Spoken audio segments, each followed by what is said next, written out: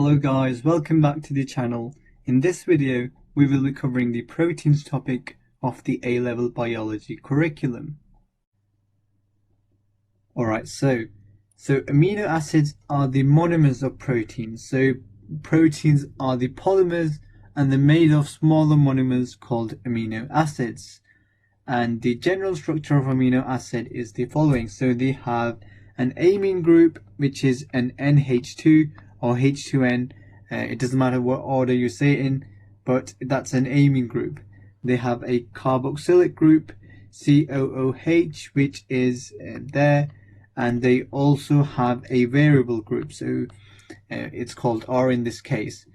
So the 20 amino acids which are common in all organisms, so there's 20 amino acids which all organisms have, differ. They're different only in the R group. So they have the same NH3 group, they have the same carboxylic, the COOH group, but they only differ in the R group. So the structure of the R group would be different. Alright, so the condensation reaction is what joins the two amino acids together. And this would form a peptide bond. So how it's formed? So the OH group, which is from the carboxylic group. So in this case, as you can see, this is the carboxylic group, and that's the OH group, and that reacts with the H group on another amino acids. The H group is from the NH2 group, which is the amine group, and that forms a water molecule which is released, and that's how a peptide bond is formed. So two amino acids are called a dipeptide, and many amino acids are polypeptides. And a functional protein can have several polypeptides. So the protein structure.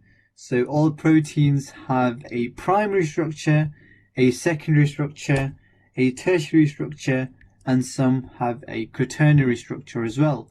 So starting with the primary structure, that's the sequence of amino acids in a polypeptide.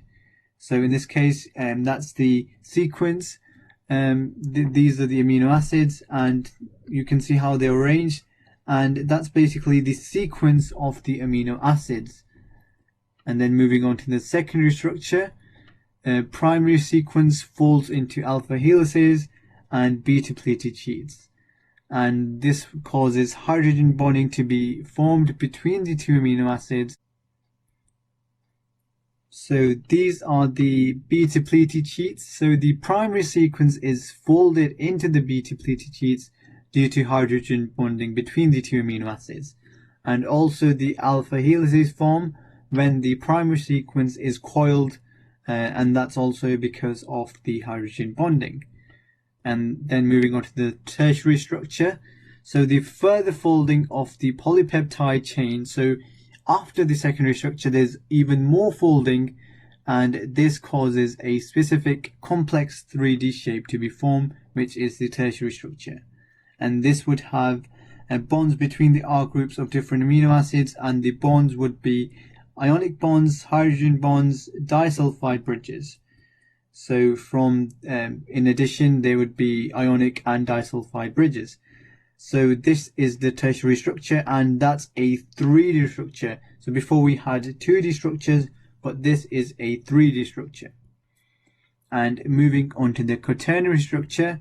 So proteins made of two or more polypeptide chains. So this can't be all the proteins. All proteins won't have this structure. It's only the polypeptides, or it's only the proteins that have more than one polypeptide. So any protein that only has one polypeptide won't have a quaternary structure.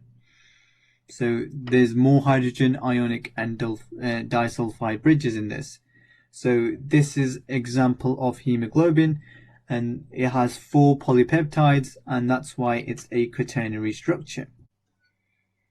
Alright, so the test for proteins is the Biuret test. So you would add a Biuret solution to the sample, and if the proteins are present, then the sample would turn purple. If not, then they wouldn't. So that's the test for proteins. And that's a picture of how it's done.